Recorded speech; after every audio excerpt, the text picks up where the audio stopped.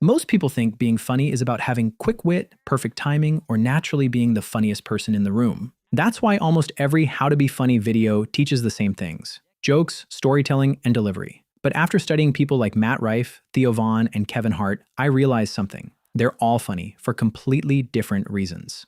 So in this video, I'll break down the 4 hidden traits that make people funny and how you can use them yourself. Let's start with Matt Rife. If you ask most people why Matt is funny, they'll probably say because of his lethal crowd work or rapid-fire roasting. And while that's partly true, it misses what's actually happening. Because before Matt says anything funny, he does something far more important. He notices something. ER travel nurse. ER travel nurse. Have you ever had to save a life as a traveling nurse? First, Matt starts by asking questions until he hears something that doesn't sound exactly right. The other day. You did the other day? What happened? CPR happened. CPR happened. Breathing. Yeah, I don't do it, I just record. You just record? There. This is the moment where Matt has found the contradiction. This person claims to be a nurse, when in reality, they just record the situation with a camera. So naturally, Matt doesn't just make one joke, he starts to double down. What kind of millennial nurse? Is there a nurse in the building? Yup. Funny, right? And this reveals one of the biggest misconceptions about humor. Most people think funny people are joke generators. They're not. They're pattern detectors. So start by paying more attention to your environment and the jokes will naturally come to you. But noticing something strange isn't enough. Lots of people notice weird things. The difference is what happens next. And nobody demonstrates that better than Theo Von.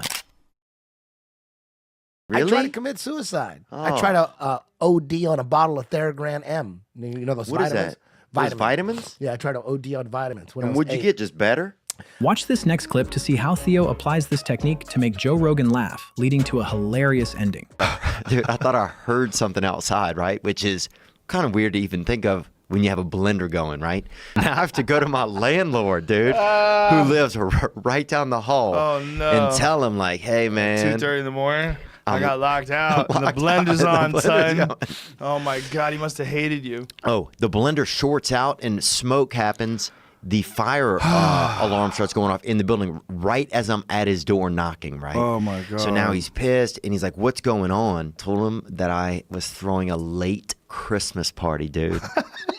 It was fucking end of January. How old were you at the time? Huh? Oh, this is 2.5 years ago. So I was 35.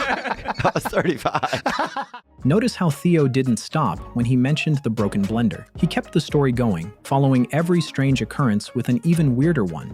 The biggest issue with people nowadays is that they try to play it safe without testing the limits of what they can say. Theo doesn't see the barriers, he creates his own. Every time he follows the thought, he creates another opportunity for surprise. And surprise is one of the brain's biggest triggers for laughter. But following the thought is only half the battle. Because even if you think of something funny, most people never say it. Not because they aren't funny, but because they're afraid of how they'll look. Kevin Hart built an entire career by ignoring that fear. I'm not qualified to watch my kids by myself. I'm not, but I understand that. I'm man enough to own up to that. The reason why, I don't have the patience that women have. Your patience is unbelievable. You guys can beat a kid, go back to reading a book, then you can go smile, get on the phone. I can't do that. I really get upset. I try to be nice. I try to start off nice when I'm trying to discipline my kids or tell them what to do.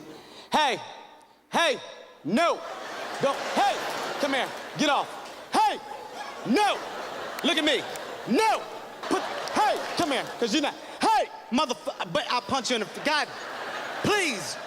You see how Kevin didn't tell the joke to make himself look better, but instead did the exact opposite. He exaggerated his flaws and made fun of how bad his parenting was compared to his wife. This may sound backwards, since surely looking confident makes you funnier. But actually, it often does the opposite. Think about the funniest person you know. Chances are, they aren't constantly trying to impress everyone. They're comfortable looking a little ridiculous. And that's what makes people relax around them. This links to the concept of self-enhancement, our tendency to present ourselves in the best possible light. That instinct is useful in job interviews or on a first date, but in comedy, it can become a handicap because laughter often comes from vulnerability. The moment you stop trying to look perfect, you become far more relatable. But have you ever noticed that some jokes instantly make people laugh, while the exact same joke told by someone else falls completely flat? At first, it seems random, but once you see the reason, you'll stop killing your own jokes before anyone else gets the chance to laugh. And Sacha Baron Cohen might be the best example of it. Booyakasha! Check it out, I is here with none other than my main man, Buzz Aldrin. Do you think man will ever walk on the sun? No. The sun is too hot. It is not a good place to go to. What happens if they went in winter when the sun is cold? The sun is not cold in the winter. Sacha has built an entire career pretending to be people who don't exist, whether it's Borat or Ali G. What's fascinating isn't that the characters are ridiculous, it's that he never treats them like characters. Whoa, whoa, whoa. King in the castle, king in the castle. Have a chair, I have a chair. Sacha doesn't commit because the joke is funny. The joke becomes funny because he commits. This is actually why half-committed people rarely land jokes the same way. The second you signal, "I know this is weird," you hand the audience permission to not fully react, because you've basically apologized for the bit before it landed. Full commitment removes that escape hatch. It forces the moment to play out completely, and that's where the real laughs live. So, here's what we've got. 4 completely different comedians, 4 completely different styles, and yet, underneath all of it, 4 traits that are actually learnable. Matt Rife notices what everyone else is too distracted to see. Theo follows the weird thought instead of editing it out.